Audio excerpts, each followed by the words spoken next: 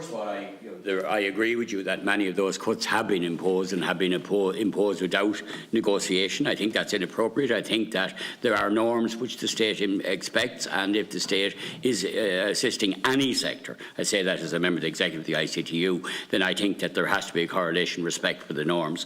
In relation to freelancers, I think that we do need to recognise that a significant number of journalists in this country are freelance, and that there should be some kind of innovation fund. I think the Simon Cumbers Fund that I mentioned is an interesting example of the kind of supports that could exist, and there is no reason at all why there should not be a state innovation fund for that.